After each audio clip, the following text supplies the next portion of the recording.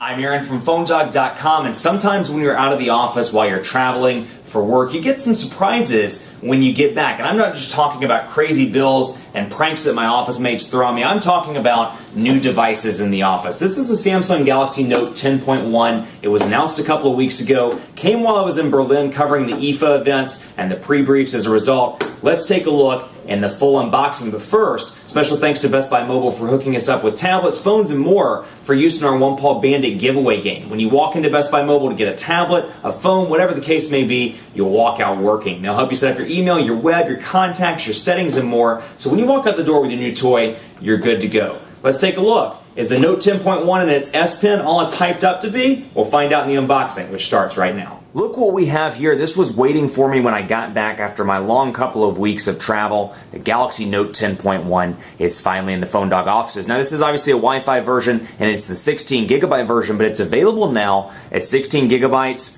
$499.99, 32 gigabytes, $549.99, and available in white or gray. And to give you a quick recap of the specs, we can take a look at the back of the box here. Quad-core 1.4 gigahertz processor, 2 gigabytes of RAM, a 7,000 milliamp hour battery, 5 megapixel rear-facing camera, 1.9 megapixel front-facing camera, and it's packing Android 4.0 with the TouchWiz user interface. So here it is, high-end precision input with the S Pen. You can see the design is much different than Galaxy Notes, or I should say tablets of the past from Samsung, as you can see here. Kind of chrome on the edges, got a nice kind of blue look and feel here, a blue look to the screen. You've got your chrome sides, you got your camera on the back along with that same blue color and chrome. It looks really nice. It's a good looking tablet from afar. And then, like I said, packing a 7,000 milliamp hour battery. So battery-wise, you should be good to go throughout most of the day. Now, much like the Galaxy Note and the recently announced Samsung Galaxy Note 2, it features an S Pen, so you can do all kinds of stuff on the screen. And now that we've seen this S Pen, I can tell you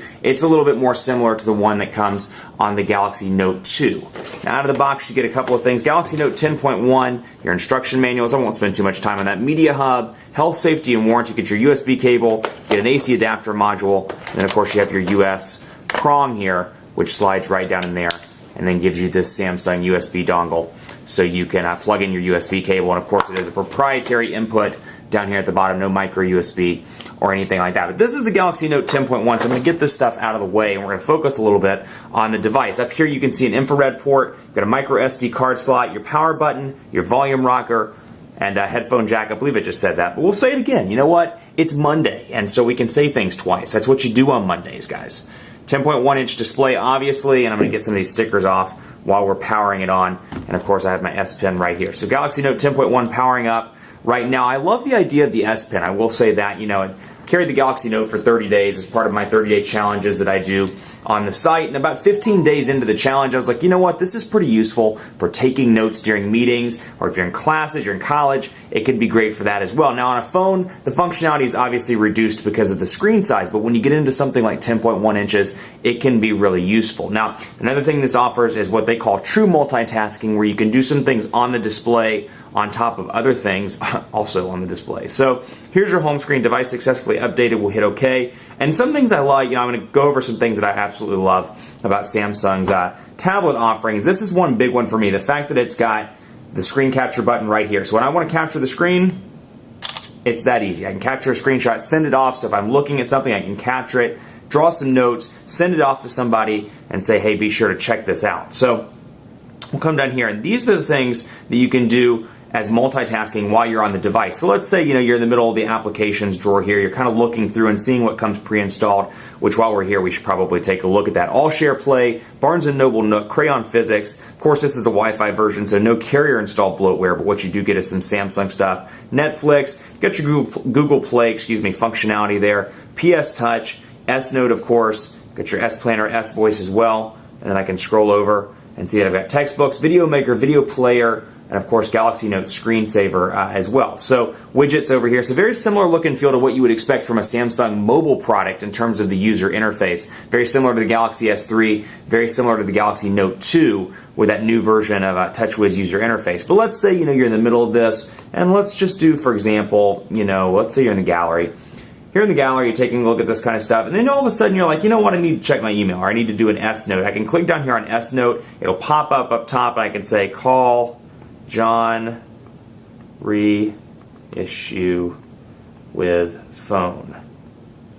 So I can call John, reissue with phone, I can hit OK, and I will save the S Note, but I can do this while I'm browsing the web or while I'm checking email. So if there's something I just need to do and I'm not going to remember it more than about 30 seconds, I can write it down on S Note. And when you work in media, let me tell you, your brain, you work off 30 seconds and you work off minute segments. So if you forget something, it's a bad thing. So as soon as you see something or think about something, you should write it down, and for that purpose, this S Note functionality is very useful. So you saw what came with it out of the box, and then over here you've got 5 home screens, which I can scroll back and forth between. So again, very similar here to the offering that you would see on a mobile device like the Note 2 and like the Galaxy S3. So down here, we can take a look. Wi-Fi networks are available, but you get kind of a TouchWiz look and feel here with the clock. You've got your shortcuts, Wi-Fi, GPS, sound, screen rotation, and again, much like the later version of TouchWiz, you have the ability to scroll through here and easily select what you need. Settings here as well, and we can go into settings and take a look, and obviously, you got your data usage here, you got your Bluetooth, you got your sound and your display, and because of the 10.1 inch display, it's maximizing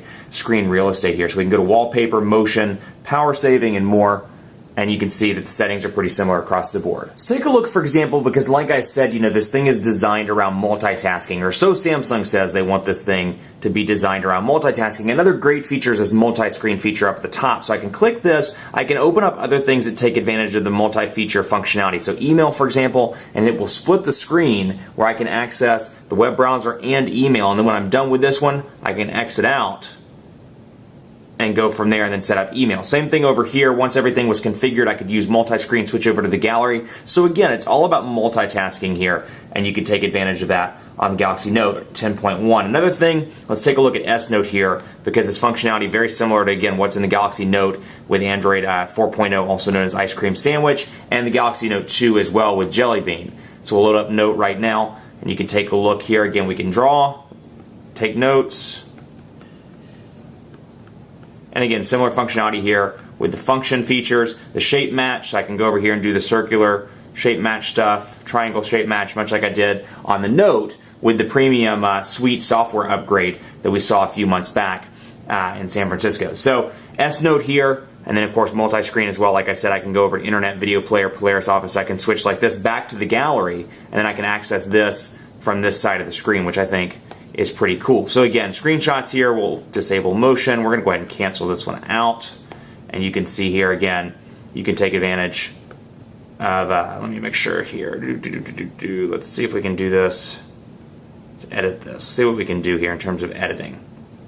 Let's see if we can bring it over into, so Photoshop Touch actually loads up, which is pretty useful as well. And you can see your buttons, even though they're minimized, are still down here, and I can access Home, for example, right there. Recent applications right here, and get rid of those pretty easily by removing them that way. Speakers on the front as well. And let's take a quick look at the keyboard so you can see what it looks like. We'll load up S Planner just for example, and again, nice, taking advantage of that 10.1 inch display. We'll load up, we'll just do a title for example so you can see what the Samsung keypad looks like out of the gate here. Then you have this functionality where you can switch between it and Google Voice Typing, and then any other third-party keyboard that you see fit. But look and feel pretty similar here.